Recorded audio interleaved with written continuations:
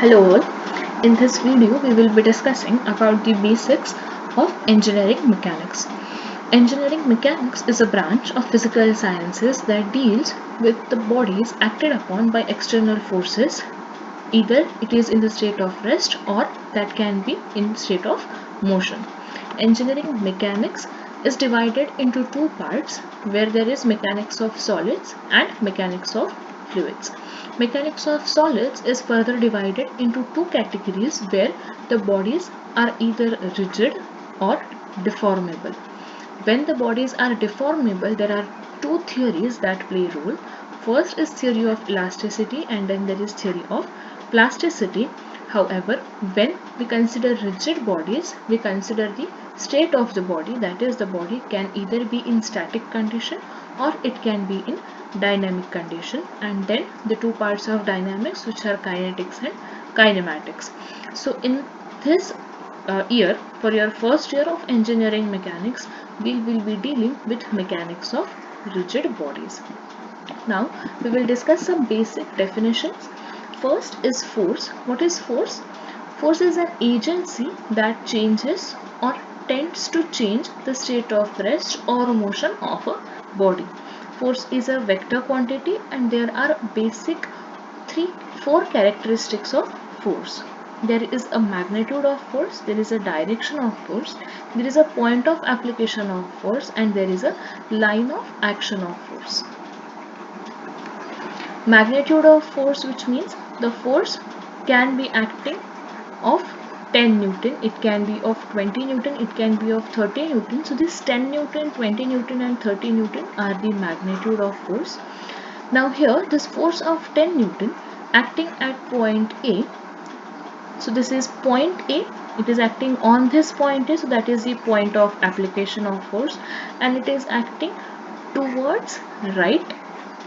It is acting towards right, so that will give you the direction of the force, and an imaginary line which will coincide with this force is the line of action of force. The SI unit of force is Newton or kilonewton, whereas another unit is kg into force. The value of 1 Newton is 1 kg into meter per second square.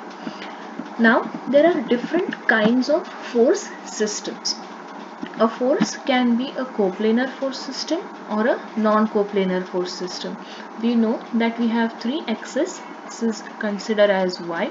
Consider this as your x-axis, and if I consider this as your z-axis, so when the force is acting in xy plane, in xz plane or in yz plane, that force system will be considered as coplanar force system. When the forces are acting on a single plane, that will be considered as coplanar force system, whereas when the forces are not acting on a single plane, that will be considered as non-coplanar force system. This is also called as space force system. In both coplanar and non-coplanar, we have collinear, concurrent, parallel and non-concurrent, non-parallel force system. Now let us discuss what is collinear force system. Collinear forces, two forces are said to be collinear when the line of action of forces is similar. When the line of action of two forces coincides with one another, that will be called as collinear force system. For a concurrent force system, when line of action of multiple forces passes through a single point, that will be called as concurrent force system. When line of action of multiple forces passes through a single point, that will be called as concurrent force system. So parallel will be what? When two forces are parallel to one another, when the line of action of two forces is parallel to one another, that will be called as parallel force system. And non-concurrent, non-parallel, also called as general force system, can be something like this. If this is a segment AB and on this there are these multiple forces acting, F1, F2 and F3. So this is an example of your non-concurrent, non-parallel force system. In this unit, we will be discussing about coplanar forces only, and non-coplanar forces or space forces we will discuss in unit 3 part B.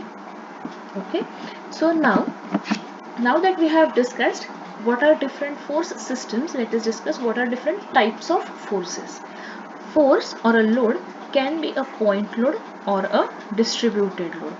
Point load, a force is considered as a point load when the area on which the load is acting is very small as compared to the area of the entire object. That is your point load. Whereas if the area of the force is distributed, this will be considered as your distributed force or distributed load. Now, a principle about the forces, it's the principle of transmissibility. So, principle of transmissibility states that a force, if there is a push force acting on this body at a point A of magnitude F kilonewton, then this force of F kilonewton, then this push force of F kilonewton can be converted into a pull force of same magnitude. This push force of F kilonewton can be converted into a pull force of same magnitude, provided that both these forces are collinear. Collinear means both these forces are lying on the same line of action and both the points A and A dash are connected rigidly to one another. Okay, so the principle of transmissibility in technical terms we will see. The principle of transmissibility states that the condition of equilibrium or of motion of a rigid body will remain unchanged if a force F acting at a given point, this force F acting at a given point is replaced by a force F of same magnitude and same direction but acting at a different point, provided that the two forces have the same line of action. Okay, so that is your principle of transmissibility. And at last we will look at the equilibrium. Equilibrium means when the body is acted upon by an external force but it does not change its current state of rest or of uniform motion. If or when a body is acted upon an external force and even then the body is not changing its state of rest or of uniform motion, then the body is said to be in equilibrium. There are, for a coplanar force system, for a non-coplanar force system, there are 6 conditions of equilibrium. Summation of forces in x direction will be 0, summation of forces in y direction should be 0, and summation of forces in z direction should be 0.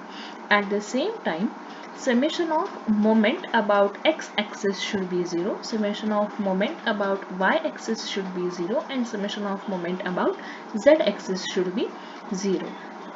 Conditions of equilibrium for a coplanar force system would be summation of forces in x to be 0, summation of forces in y to be 0, and summation of moments to be 0. There are 3 conditions of equilibrium for a coplanar force system and there are 6 conditions of equilibrium for a non-coplanar force system.